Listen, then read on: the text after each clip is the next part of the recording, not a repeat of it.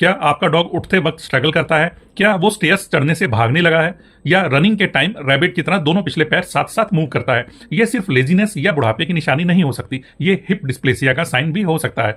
Hip dysplasia क्या होता है? डॉग्स के हिप जॉइंट को एक बॉल एंड सॉकेट की तरह सोचिए। नॉर्मल हिप में बॉल सॉकेट के अंदर परफेक्टली फिट होती है और मूवमेंट स्मूथ रहती है। हिप डिस्प्लेसिया में ये फिटिंग लूज या एबनॉर्मल हो जाती है। हर मूवमेंट के साथ जॉइंट घिसने लगता है, जिससे पेन, इन्फ्लामेशन और धीरे धीरे आर्थराइटिस भी डेवलप हो सकती है।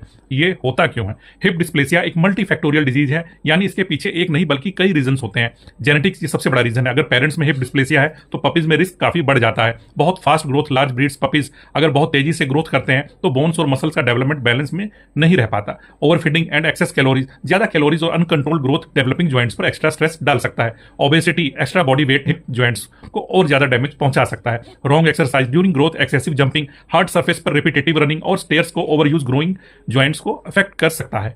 अब हिप डिस्प्लेसिया डॉग्स की सबसे कॉमन आर्थोपेडिक डिजीज में से एक है। रिसर्च के अनुसार ओवरऑल डॉग पॉपुलेशन में लगभग 15 से 20% डॉग किसी ना किसी डिग्री की हिप डिस्प्लेसिया से अफेक्टेड हो सकते हैं। कुछ लार्ज और जायंट ब्रीड्स में रिस्क और भी ज्यादा बढ़ जाता है, जैसे German shepherd, Labrador, golden retriever, Rottweiler, Saint Bernard, Great Dane. लेकिन याद रखिए, यह प्रॉब्लम किसी भी ब्रीड में हो सकती है।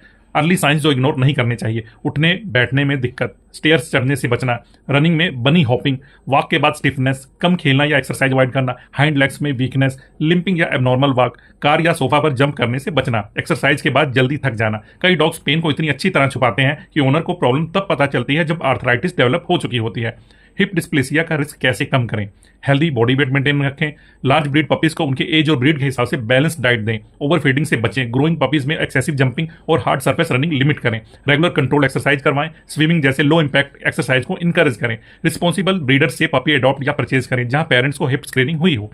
रिस्क ब्रीड्स में रेगुलर वेटनरी चेकअप और अर्ली स्क्रीनिंग करवाइए।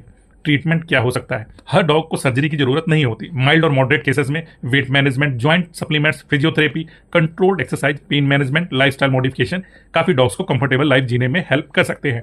अब कब सर्जरी की जरूरत हो सकती है? अगर पेन सीवियर हो, मोबिलिटी बहुत अफेक्ट हो रही हो या मेडिकल मैनेजमेंट सफिशिएंट ना हो तो सर्जरी रिकमेंड की जा सकती है। सही केस सिलेक्शन में सर्जरी के बाद बहुत से डॉग्स दोबारा एक्टिव और पेन फ्री लाइफ एंजॉय कर सकते हैं। सबसे इंपॉर्टेंट बात, हिप डिस्प्लेसिया को हमेशा कंप्लीटली प्रिवेंट नहीं किया जा सकता, क्योंकि जेनेटिक्स इसमें बहुत बड़ा रोल निभाती है। लेकिन proper nutrition, healthy weight, controlled growth और अर्ली डायग्नोसिस से इसके इफेक्ट को काफी हद तक कम किया जा सकता है। अगर आपका डॉग धीरे चलने लगा, स्टेयर्स अवॉइड कर रहा है या पहले जैसा एक्टिव नहीं रहा, तो इसे सिर्फ एज का असर समझकर इग्नोर मत करिए। जितनी जल्दी प्रॉब्लम पकड़ी जाएगी उतना ही बेहतर आप अपने डॉग की क्वालिटी ऑफ लाइफ को प्रोटेक्ट कर सकते हैं, क्योंकि वो बोल नहीं सकते लेकिन उनकी चाल बहुत कुछ कह देती है। Thank you.